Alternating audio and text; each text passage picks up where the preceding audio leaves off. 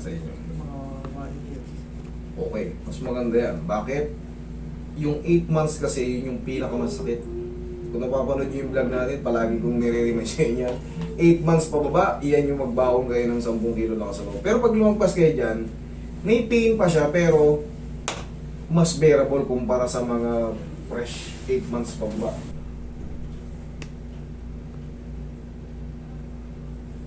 Wala naman siyang dislocation, pero ayun, may sabit. Hindi na siya super frozen, pero may tightness. Ayan o. Oh, hindi siya yung smooth. Ayun, may gumaganon. Wala sa... Hindi siya totally dislocated na matatawag, pero nakapilipit yung head humerus mo niyan. Okay. Sige, tigasan po punta sa akin. Yun.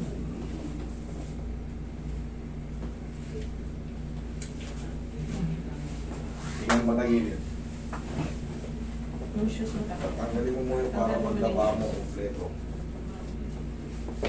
Tapos, healing process na yan, sir. Mga ilang araw lang yan. Hindi naman kasi siya frozen. Tagilid ka.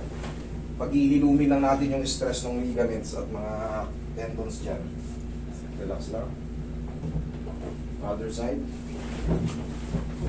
Kasi sa tagal ng panahon, 1 taon, siyempre, sanay na yung mga ligaments mo at muscle at tendons na nakaganon ang posisyon. So, ngayong binago, normally may trauma pa yan na maiiwan, yung pinag-iwanan ng pilay. Pero, siguro mga 1 week o 4 to 5 days, wash out na yan, dapa. Hindi katulad ng mga adhesive capsulitis. Iyan, naku, buwan ang inaano dyan, tsaka talagang consistent therapy. Pero ito, 1 shot lang to. Tapos rest lang, huwag lang muna ibuhat na mabigat. Kasi meron ng ano yan, meron ng guide yung position yan.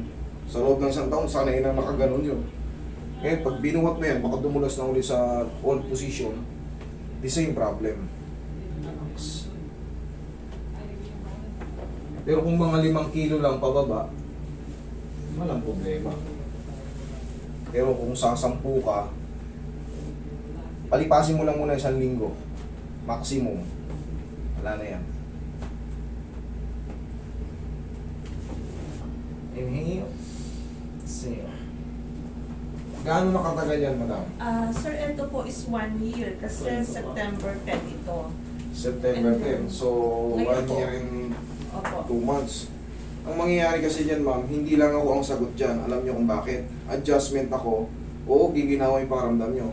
Pero yung mga na-stress na mga spinal nerve natin, kailangan nyo yan ng mga vitamins sa nerve para yan kasi nagre-regenerate, yun ang kagandahan dyan. Pero yung cervical disc, Patay. kung napirat na siya, that is tightening disc, hihilom siya ng tightening. Pero ang mahalaga ron, pag na-adjust kasi yan, kahit pa paano, sisigla yung mga spinal nerve, mawawala yung mga radiate na mga numbness and tingling. Yun ang kagandahan dyan. So, ano pipiliin mo? Manatili yung kirot-kirot? O at least, tightening disc ako, may kirot-kirot ng konti, pero hindi na the same before na 100% para akong ano, oh, I'm so tired. Okay, upo ka. Kunting trabaho, kunting yuko, namumblema. Pero pag mga normal adjustment, tapos marunong yung mag-a-adjust, kaya yan. Hindi man maging 100% or may matirang 1 to 2%, mas okay na ako nito kaysa naman yung kirot-kirot wala nang tigil. Kanina sumasabit Oh.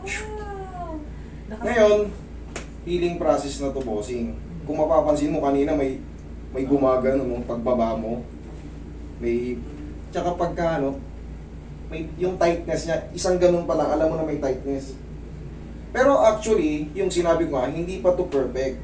Healing process pa yan because of yung mga glenoid labrum natin dyan sa loob, nai-scratch siya, may tinatawag tayong slough tear. Because pag naglalakad tayo, ganito ba tayo maglakad? Yung parang tanga, nakakipot yung hindi.